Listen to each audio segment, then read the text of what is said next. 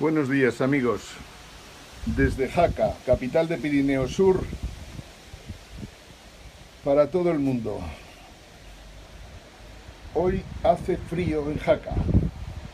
Está el día muy nublado, la temperatura no llega a 0 grados, pero presagia tormentas de nieve. No estamos seguros, pero así se ve el día.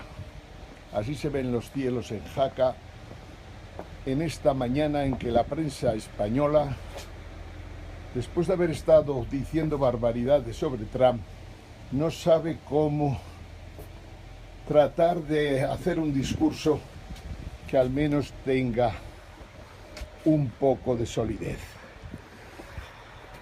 He tomado unas notas de la prensa para saber qué les preocupa.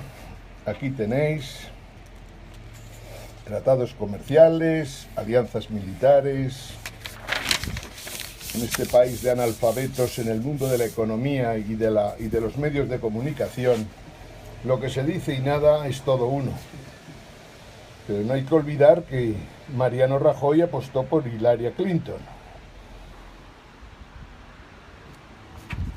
Por descontado, toda la prensa comprada española, todos los medios de televisión criticaron a Trump. Ahora todo el mundo tiene que ir pasando del discurso estúpido, total, sectario como siempre, porque en el fondo lo que estaban haciendo es decir lo que había dicho Mariano Rajoy, pues ahora tienen que replegar velas. Aquí tenemos declaraciones de los dirigentes españoles más importantes, como Mariano Rajoy. Los ciudadanos han hecho oír su voz revelando una vez más la vitalidad de la democracia estadounidense. Acojonante para un tío que no cree en la democracia.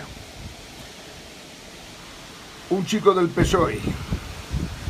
Se abre una enorme incertidumbre que no nos queda más remedio que afrontar. Hoy se demuestra que no todas las opciones son iguales.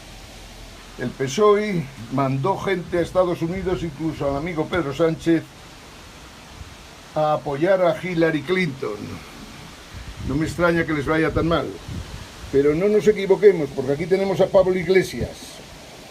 Error de libro. Trump lleva a sus últimas consecuencias las políticas del sistema.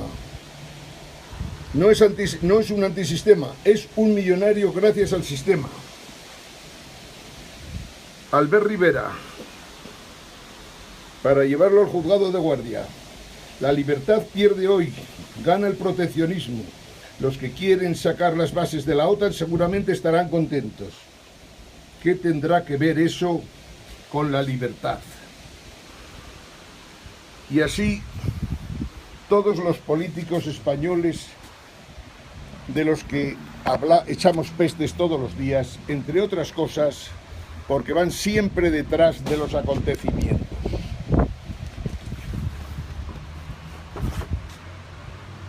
Volvemos la cámara a nosotros y seguimos. Hoy vamos a hablar entonces un poco de por qué la gente se ha asustado tanto con las políticas de Trump, que en el fondo son políticas de una campaña electoral, algunas importantes y otras menos importantes. Hay que contar que en Estados Unidos, aparte del poder ejecutivo, no como en España, hay un poder legislativo potente formado por el Congreso y el Senado, y muchas de las leyes en el Senado necesitan 60 votos. Por lo tanto, pocas preocupaciones en cuanto a lo que vaya ocurriendo en Estados Unidos. Y no porque no crea que muchas de las medidas que va a tomar Trump son buenísimas. Y de hecho, Trump, sabiéndolo consciente e inconscientemente, está en línea con el poscapitalismo que defendemos nosotros y que ya lleva mucho tiempo pugnando por presentar clara competencia al capitalismo y al marxismo. Nuestra realidad es que España no está en el mundo. Nuestro problema más grave es que tenemos un político al frente del gobierno analfabeto en todos los grandes temas, en política exterior, por descontado, en política europea, en política nacional, en economía y, desgraciadamente, tiene controlados los medios españoles a través de unos bancos quebrados o unas compañías telefónicas, unas compañías eléctricas que ayudan al gobierno a financiar a medios de comunicación de radio, prensa y televisión completamente comprados y por lo tanto corruptos. Lo que dice la prensa española y nada es todo uno, y de hecho fijaros lo que ha ocurrido en las últimas 3 semanas. Jamás he oído tantas barbaridades sobre un posible presidente de Estados Unidos. Así les va. Yo desde aquí, como siempre, recomiendo que si estáis viendo la 4 o la 6 en estos momentos, apagarlas y seguir este periscopio que os va a hablar una vez más de los temas que os interesan. Me dicen algunos que por favor hable de cómo veo el poscapitalismo en Estados Unidos y en el Reino Unido. Y vamos a tratar de establecer una relación entre cómo van las economías americanas de Reino Unido y Europa, que a lo mejor nos permiten separar formas de funcionamiento diferentes o avances diferentes del poscapitalismo en unos y otros países europeos. No hay que olvidar que la Unión Europea la creó Estados Unidos. En realidad había ya mucha documentación en la propia Alemania nazi sobre cómo se podía crear la Unión Europea. Buena parte de esa documentación, de la que os he hablado en varias ocasiones y os he comentado que 2 ministros alemanes de Economía habían defendido cómo crear la Unión Económica Europea, no la Unión Monetaria, sino la Unión Económica Europea, de alguna manera sirvieron para que los padres de lo que llamaríamos la Unión Europea prepararan junto con Estados Unidos una organización, unas instituciones que en realidad defendían en aquel momento los intereses de Estados Unidos. Como sabéis, empezaron 5 países. Se empezó con la Comunidad del Carbón y el Acero y poco a poco, digamos, se fue gestando una Unión Europea pensada por el neoliberalismo y para el neoliberalismo, que poco a poco fue tornándose a un apoyo descarado y total sobre el mundo financiero. Llámese banca, llámese la banca de inversión, la banca comercial, los fondos de todo tipo, fondos de capital, fondos de pensiones. Se fue creando de alguna manera una Unión Europea pensada en la misma línea del neoliberalismo financiero. Y en la medida que el neoliberalismo financiero fracasó, o ha fracasado, como hemos visto en los últimos tiempos y más estrepitosamente en el año 2007 cuando cae Lehman Brothers, en la medida que el neoliberalismo financiero cae y fracasa, la Unión Europea en estos momentos ya no tiene sentido tal como está constituida. Estamos diciendo que los Estados Unidos de alguna manera crean la Unión Europea. Como sabéis, el Reino Unido no entró en la Unión Europea al principio. Y no solo no entró, sino que Charles de Gaulle lo impidió durante muchísimos años porque no tenía claro cuáles serían sus verdaderos intereses. Parece mentira, ¿no? Porque Charles de Gaulle se había refugiado en el Reino Unido y desde allí pudo llegar a Francia en su día y conseguir la presidencia de la República e incluso cambiar la Constitución para que el presidente de la República tuviera mayor poder. Charles de Gaulle se oponía a que el Reino Unido entrara en Europa. Estados Unidos quería que el Reino Unido entrara en Europa, como es natural. El Reino Unido ha representado en la Unión Europea, sin dudas de ninguna clase, la vertiente más, el país más inteligente a la hora de preparar y producir cambios que de alguna manera permitieran que mejorara el funcionamiento de la Unión Europea. Esto ocurrió durante un tiempo. Margaret Thatcher también tuvo muy claro que una Unión Europea en lo que lo comercial no primara era una unión que no servía para nada.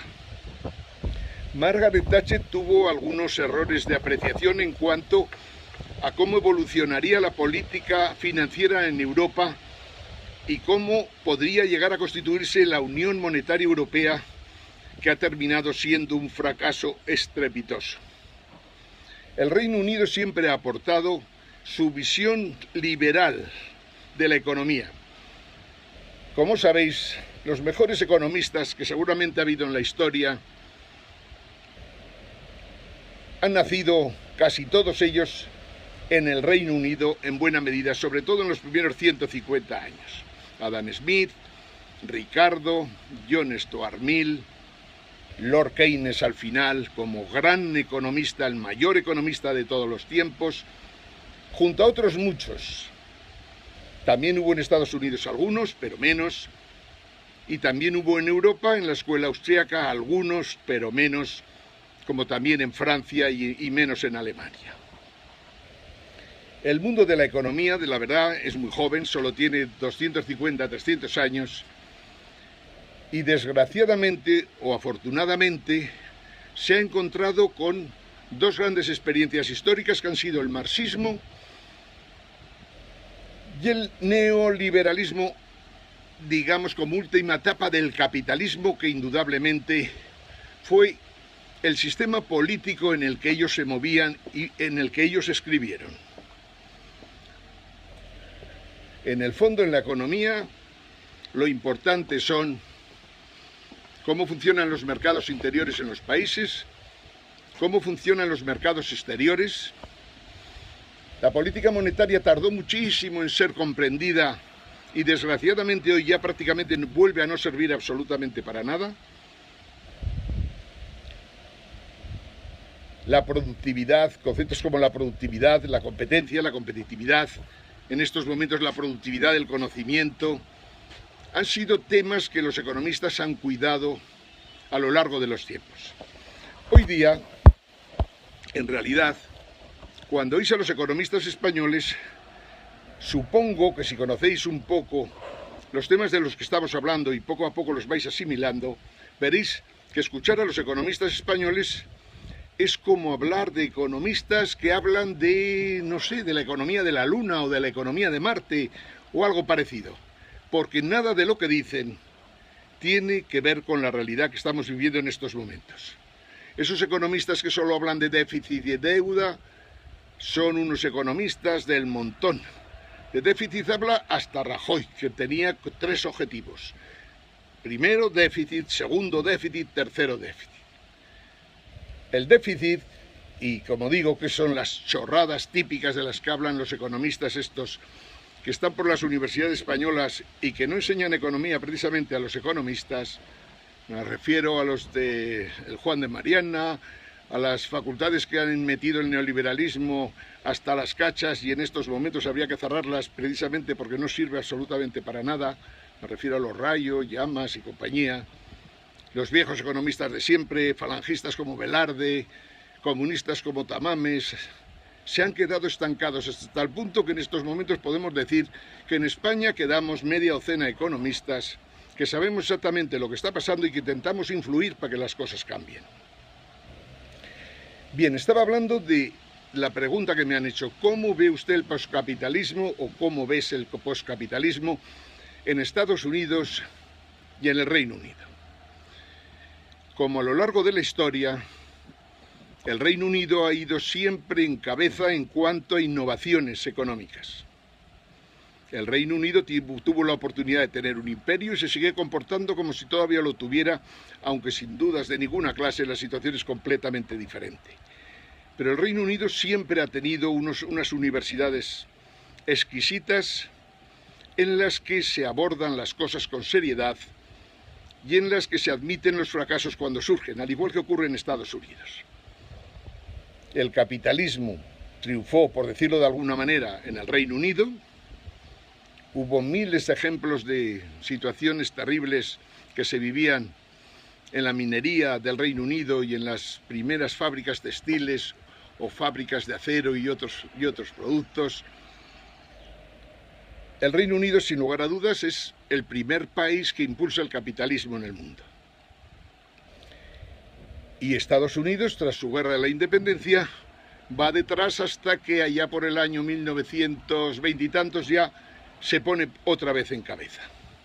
La libra, que había sido la moneda de uso internacional, es sustituida por el dólar y a partir de ese momento Estados Unidos, por decirlo de alguna manera, se convierte en el país capitalista por excelencia, teniendo una relación muy estrecha con el Reino Unido.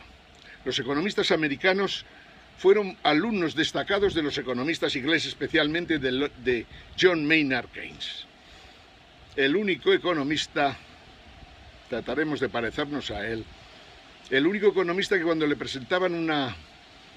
pedían una propuesta, te presentaba 3 para que los presidentes de gobierno, los ministros de Economía pudieran tomar decisiones más amplias.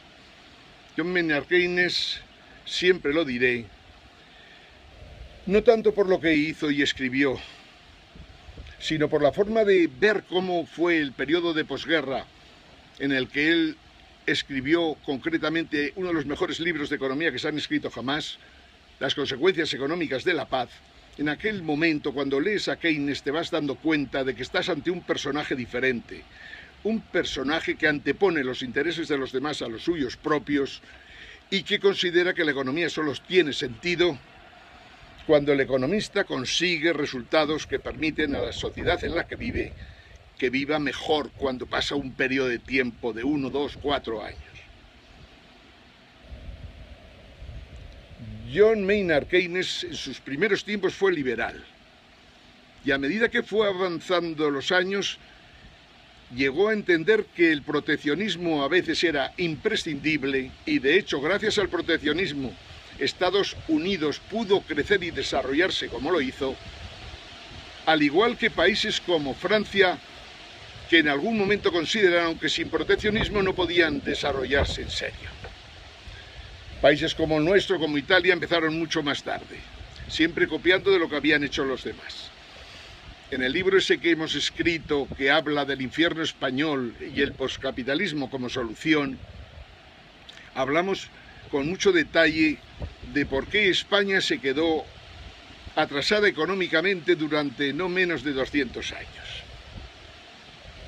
Desgraciadamente el atraso llega hasta las fechas actuales, pero al menos estamos por ahí un grupo que se llama Movimiento 7 Jaques, que está hackeando, mejor dicho, que está dando jaques mates a todo lo que representa la economía del pasado, a la política del pasado, me refiero a esos políticos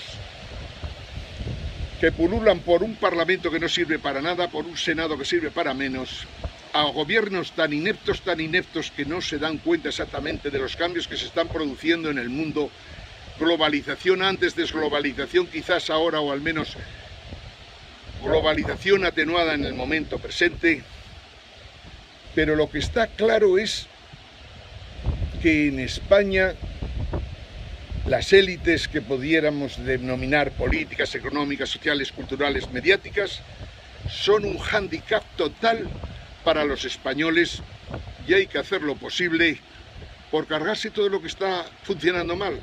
Entre otras cosas, no nos sirve para nada hoy día el Senado, no nos sirve para nada un sistema que consigue que el presidente del gobierno, cuando tiene mayoría absoluta en la Cámara, tenga los 3 poderes en su mano, quiero decir, el ejecutivo, el legislativo, el judicial, como ocurre en España, un país en el que solo hay un poder y 3 funciones, igual que en la época de Franco, pero que en estos momentos, gracias a que solo tiene 130 diputados, Mariano Rajoy, está un poco más limitado, pero sin embargo ejerce como si siguiera en una época que tenía mayoría absoluta.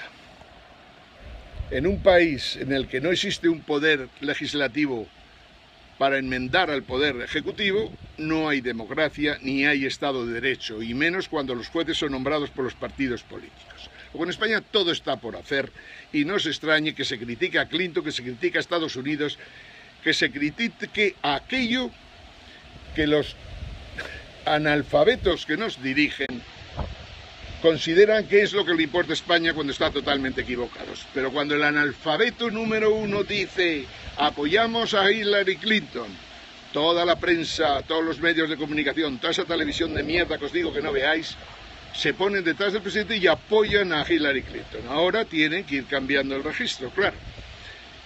Porque Estados Unidos, a pesar de lo que se dice, de que Estados Unidos dice que es menor con Trump, eso es completamente falso. Estados Unidos será siempre, al menos de momento,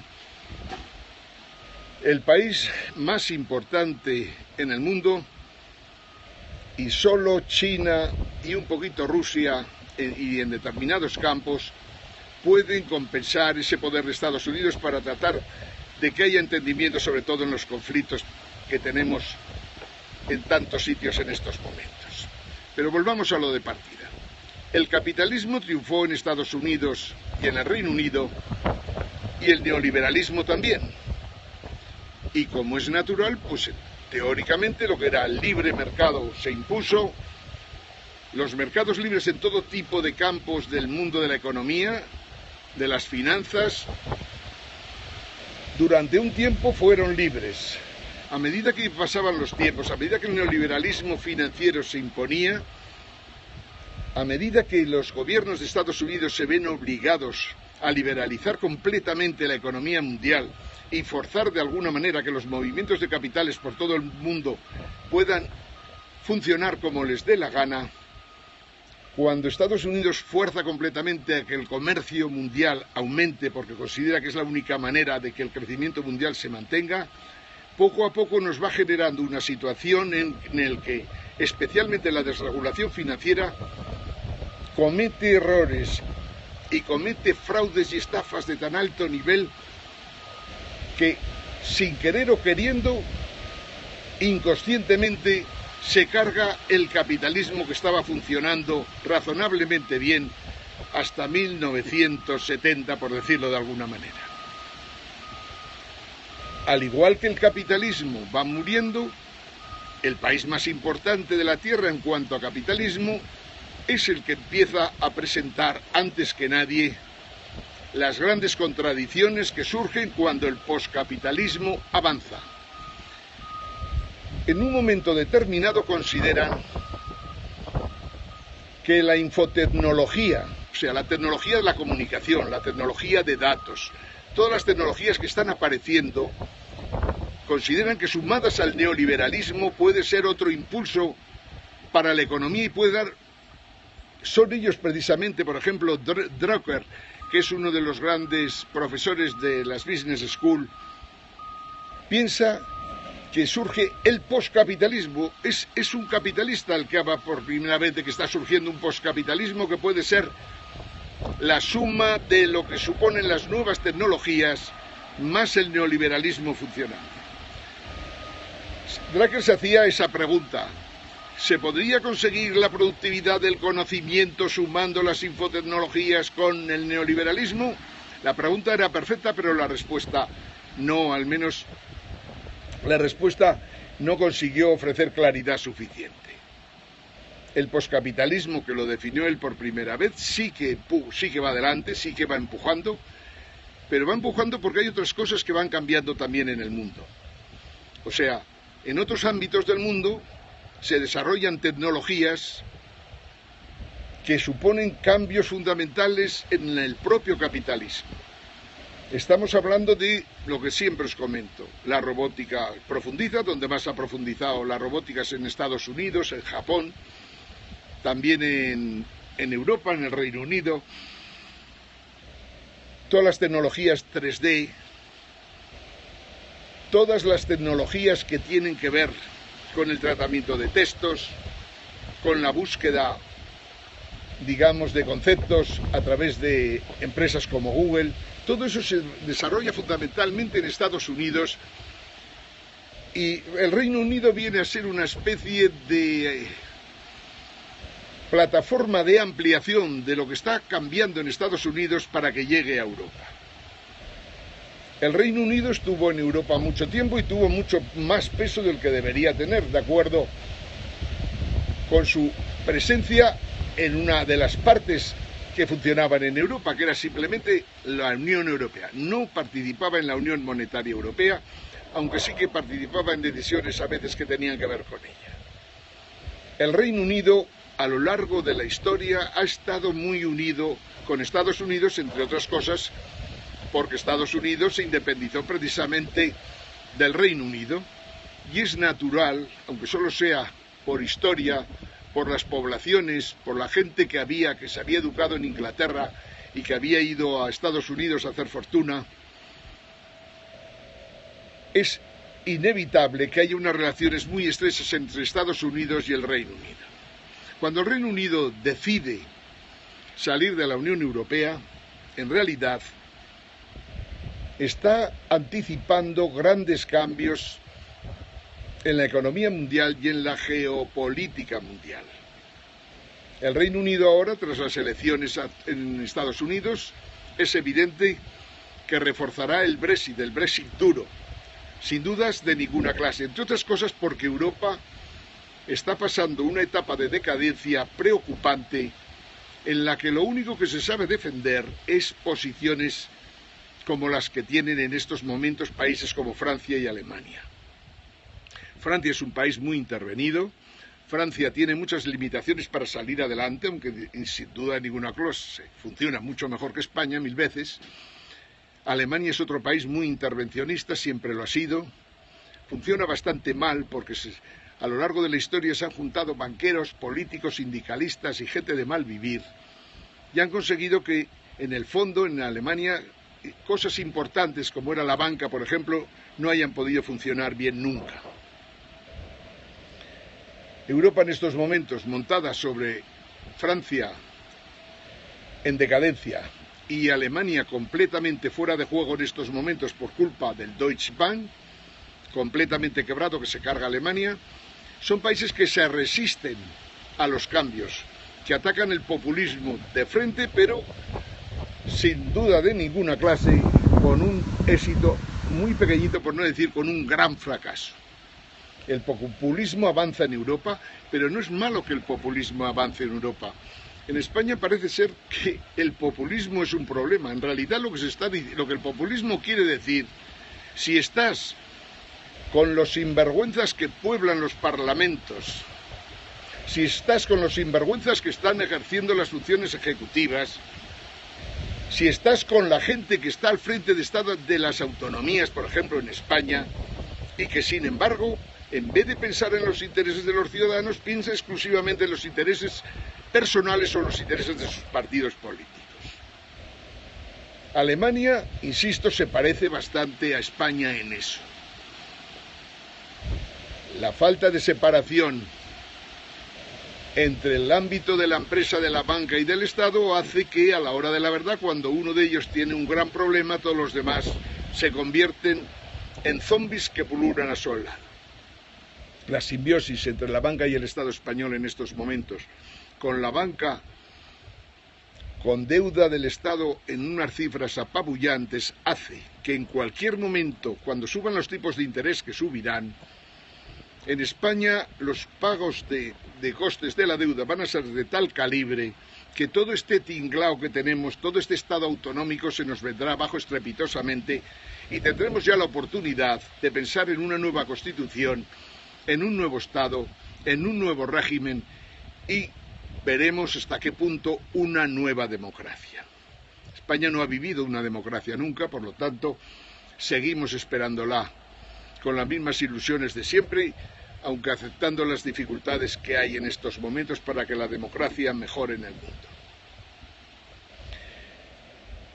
Estos días hemos estado hablando entonces del que dónde avanza el poscapitalismo y dónde no avanza. Veréis que los comportamientos son diferentes, por ejemplo. Cuando una empresa como Uber aparece en Estados Unidos, la gente considera que tiene todo el derecho del mundo a poder funcionar. Y por lo tanto no hay que limitar, simplemente hay que decirle que tiene que pagar sus impuestos como cualquier otra sociedad. Lo mismo la empresa, digamos, de los alquileres o de viajes. O sea, esquemas de economía colaborativa tienen todo el derecho a funcionar, como las energías renovables hasta la fecha pues han podido impulsarse como se ha querido y las grandes compañías eléctricas no han tenido nada que decir ni oponer, porque en Estados Unidos no se gasta el que una compañía eléctrica condicione a un gobierno y legisle para la defensa de sus intereses. El poscapitalismo ha avanzado en Estados Unidos en todas aquellas cosas que conocemos bien. Sin dudas de ninguna clase, el poscapitalismo finalmente será en Estados Unidos donde más avance, sin dudas de ninguna clase. y también en el Reino Unido, porque son los que tienen que atajar los problemas que han creado a lo largo de los últimos años. Hemos hablado muchas veces de en qué se diferencian un país de Europa con un país como en España.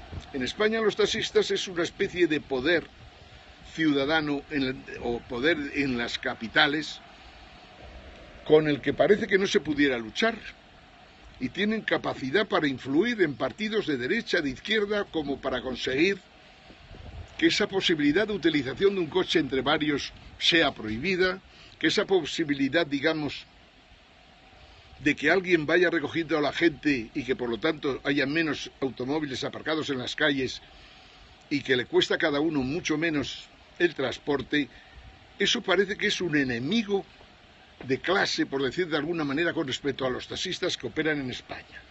Los taxistas, les gusten o no, terminarán desapareciendo, porque no tiene sentido que exista ningún tipo de corporativismo protegido, sea de este tipo o sea de otro. Y no hay que ir contra la tendencia creciente, no hay que ir contra las aguas de un río, siempre van hacia abajo, no hay manera de pararlas. Ocurre eso mismo en todos aquellos sectores de actividad que se están oponiendo a que el poscapitalismo avance. No lo entiende Ada Colau en Barcelona, no lo entiende Carmena, tendrán que entenderlo, pero no lo entienden tampoco los alcaldes del Partido Popular y del Partido Socialista en ningún sitio. Y es porque, en el fondo, en España nadie habla de poscapitalismo. ¿Por qué será? Ha costado muchos años avanzar un poco, y en escasamente 8, 9 años, 10 de gobierno de Zapatero y de Mariano Rajoy, hemos echado atrás todos los avances que habíamos realizado. Es cierto que en un solo año de un nuevo gobierno, de un gobierno que supiera exactamente cómo está funcionando y evolucionando el mundo, se podrían hacer muchísimas cosas en España. Por ejemplo, controlar el poder de los bancos, reducir el número de bancos, controlar el poder de las eléctricas, facilitar por descontado que las energías renovables solares y eólicas se puedan instalar donde se considere conveniente, siempre que no perjudique a los intereses colectivos. En España se podrían hacer muchísimas cosas avanzando hacia el poscapitalismo, simplemente con que en España hubiera un gobierno dirigido por gente que sepa qué está pasando en el mundo, cómo va el capitalismo, cómo va el neoliberalismo, cómo va la globalización, cómo va a cambiar en los próximos años, en qué medida las tecnologías que se están desarrollando pueden ayudar a que haya mayor entendimiento en el mundo, en qué medida todas estas tecnologías de las que os he hablado estos días, los sistemas de inteligencia artificial, siguen avanzando. Es inevitable que un gobierno que sepa exactamente lo que está ocurriendo podría tratar de traer y crear en España empresas y que desarrollaran investigación y desarrollo suficiente para tratar de ponernos, si no al nivel de Estados Unidos, por lo menos a un nivel de una potencia media, que es lo que nos corresponde. Con Rajoy no iremos a ninguna parte porque no tiene pajoletera idea de nada. Pero escuchando a Rivera hablar de proteccionismo y de la OTAN da la impresión de que es un pobre hombre que simplemente se mueve a favor de una Unión Europea que está finiquitada, de una OTAN que no tiene sentido como ha estado funcionando en los últimos años, y por descontado no entiende absolutamente nada, que a veces el proteccionismo es bueno para los estados, para los países, y que de hecho los países más importantes del mundo sus grandes periodos de desarrollo los tuvieron precisamente cuando aplicaban un proteccionismo fuerte. Rivera es un desastre absoluto, aparte de estar comprado por gente que en el fondo la sacó para tratar de compensar lo que pudiera hacer Podemos. Pero cuando oyes a Pablo Iglesias vuelves a tener un serio problema, porque Pablo Iglesias tampoco conoce lo que está pasando en el mundo. Cuando Pablo Iglesias habla de Donald Trump, no entiende absolutamente nada. Y lo mismo la gente del PSOE y por descontado del resto de los partidos políticos. Siempre me sorprenden los señores del Partido Nacionalista Vasco y a veces los catalanes, no en estos tiempos, pero los señores del Partido Nacionalista Vasco suelen tener las ideas más claras normalmente. España necesita un gran cambio, un cambio total para poder avanzar definitivamente en el siglo XXI. Si no, viviremos malos y graves momentos porque esto no conduce a nada bueno tal como está en estos momentos. Si Podemos fuera capaz de liberarse de gente como Pablo Iglesias, Monedero, Urbán, como Vescansa, si Podemos fuera capaz de liberarse de gente que en el fondo tiene sus ideas amamantadas del comunismo y del marxismo fracasado, Podemos podría salir adelante. Podemos necesita gente inteligente, gente que conozca el mundo, gente que conozca lo que va a pasar en los próximos tiempos para tratar de impulsar un cambio de verdad que defienda los intereses de los españoles. Pero no hay que hacer demagogia exclusivamente. El populismo no es demagogia. Y de hecho, el populismo, que yo no veo populismo en Trump, por cierto, el populismo, si se quiere considerar populismo lo que está pasando en Francia, en Austria, en Holanda, en Suecia, en Noruega, en Dinamarca y en toda Europa, el populismo, que en el fondo lo que es, en realidad, es un movimiento contra el sistema, pero contra el sistema tal como está establecido. Lo que no se quiere es gobiernos que no sirven absolutamente para nada, parlamentos que sirven para menos, que elaboran leyes que no tienen nada que ver con la realidad, puesto que llegan tarde, puesto que no saben ni cómo están evolucionando las tecnologías, y por lo tanto quiere decir que en Europa la lógica es que acabemos definitivamente pues con Angela Merkel, con François Hollande y con toda esta gente que en el fondo defienden unos intereses caducos que no conducen a ninguna parte y que desde luego llevan todos sus países a la decadencia. Las políticas para nosotros, para el poscapitalismo, son interesantes. Digan lo que digan la prensa y periodistas españoles, no tenemos ninguna duda de lo que está pasando en estos momentos en Estados Unidos será bueno para el desarrollo del poscapitalismo en Estados Unidos, en España, en China, etc. Estamos convencidos de que vamos a vivir una época de paz, o sea, de menos guerras que en los últimos tiempos. Estamos convencidos de que los tratados comerciales que se pretendían firmar se firmarán más adelante, pero la ralentización de la globalización será buena para todos. Es necesario, de alguna manera, parar a pensar qué es lo que ha supuesto la globalización, en qué nos ha beneficiado y en qué nos ha perjudicado. En España es claro que nos ha perjudicado, puesto que hemos perdido el 30% de las empresas industriales en estos tiempos, tras haber perdido otro 30% allá por los años 80. España está viendo con lo que hay, con este gobierno que tiene y con gobiernos que podrían salir de este parlamento de mierda. España tiene el problema de que va a haber este año y medio que viene cómo desaparece otro 30% de empresas en todos los sectores.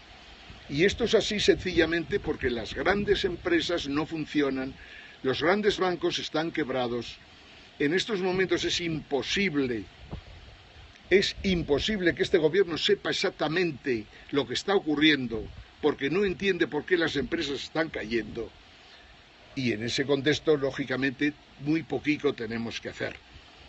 Lo veremos en el próximo año, año y medio. Yo me doy un año y medio, más o menos hasta enero del 2018, para ver si Podemos es capaz, como decía, de democráticamente cargarse a dirigentes que no tienen nada que ver con el mundo actual y que siguen pensando con las mismas ideas retrógradas de los años 70, en las que precisamente el comunismo fracasó porque la planificación no funcionó. Y como no funcionó, no fue por casualidad, fue sencillamente porque creían en cosas como que la clase obrera era la clase que movilizaría a la humanidad, cuando la clase obrera ha desaparecido en los últimos 50 años. Hoy día no tienen sentido los sindicatos que se los ha cargado el neoliberalismo, hoy día no tiene sentido esa clase obrera de principios de los años del siglo XX, hoy día no tiene sentido aquello, pero sí que tienen sentido los movimientos como el 15M o como el movimiento 7 Jaques que estamos organizando a fondo, no solo en España, sino también en países de América, de Europa y de Asia. La realidad es que solo podremos avanzar si asumimos en estos momentos que el futuro es del poscapitalismo, que cogerá, como digo siempre, lo mejor del capitalismo y lo mejor del marxismo, desechando todo lo que no ha servido para nada, y a la vez pensando en un mundo en que el hombre tiene un papel que jugar distinto al que ha jugado en los últimos siglos. Me refiero que el hombre de la Ilustración ya no existe, el hombre del liberalismo se ha ido por el vertedero, el liberalismo, la democracia liberal es algo arcaico sin sentido de ninguna clase y por descontado, en estos momentos tenemos que conseguir de alguna manera que el hombre asuma que el poscapitalismo sale, que el hombre tiene que hacer un gran esfuerzo para tratar de elevar sus niveles de conocimientos y sus niveles para poder de alguna manera cambiar el mundo o el curso del mundo en estos momentos. El hombre tiene que ser capaz de darse cuenta de que tiene a su disposición tecnologías que lo pueden hacer a él incluso muchísimo más importantes. Tenemos la posibilidad de tener enfermedades, como he dicho otras veces. Tenemos la posibilidad de reforzar nuestros cerebros. Tenemos la posibilidad hoy día de hacer cambios genéticos que de alguna manera hagan al Homo sapiens más sabio, pero no tan bestia como a lo largo de todos estos años. El Homo sapiens, en el fondo, al final, ha terminado siendo lo mismo que los animales que sacrificamos. Mamíferos que en realidad funcionan, si tienes en cuenta las ideas de Darwin y de Turing, funcionan en realidad como verdaderos algoritmos. El hombre en estos momentos es muy poquita cosa al lado de las tecnologías o de los sistemas de inteligencia artificial que están surgiendo por el mundo a una velocidad que asusta, y en los que Estados Unidos, por descontado, Reino Unido y algo menos otros países tienen mucho que decir. Amigos, desde Jaca, capital de Pirineo Sur, buenos días a todos. Mañana seguiremos